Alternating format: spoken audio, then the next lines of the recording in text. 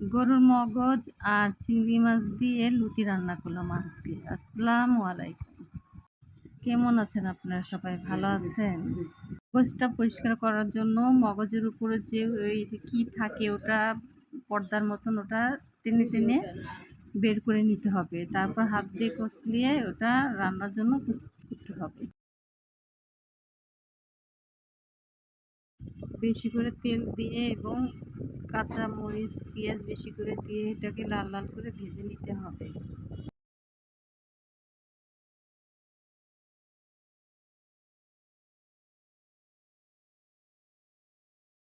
গরম মসলা, দারচিনি, এলাচি, তেজপাতা দিতে হবে।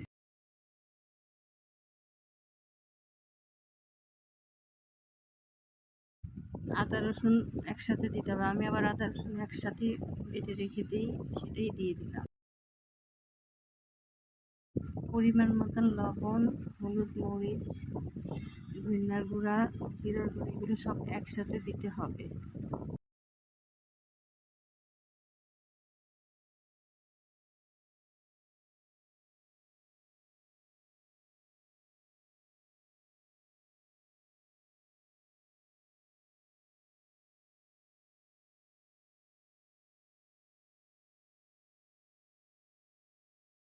তারপর পানি দিয়ে এই মশলাগুলোকে ভালো করে কষাতে হবে।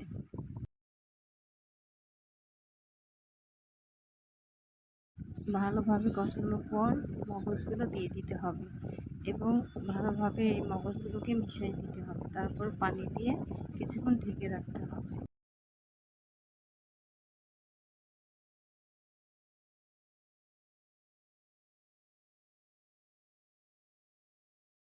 আরেকটা কড়াইয়ের ভিতরে ভালো মতন চিংড়ি মাছগুলো কষানোর পর লতিগুলো আমি ঢেলে দিলাম।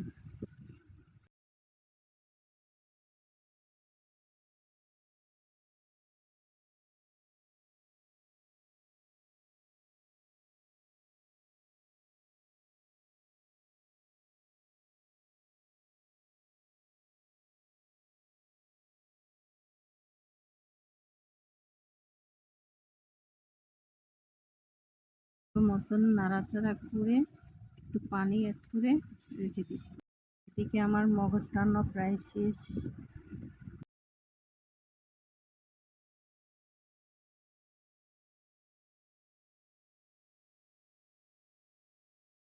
আমার মগজটা প্রায় রান্না শেষ।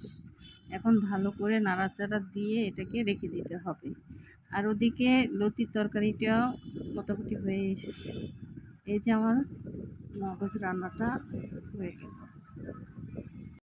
এদিকে আমি খেতে বসেছি, মগজটা নিয়েছি এবং একটু চূড়া মাংস নিয়েছি আর ওই পাশে লতির তরকারি ভালো করে মেখে এখন খেতে বসেছি। আজ এই পর্যন্তই। আপনারা আমাদের সাথে থাকবেন, আমাদের সাপোর্ট করবেন এবং লাইক, কমেন্ট এগুলো করে দিবেন আমাদের।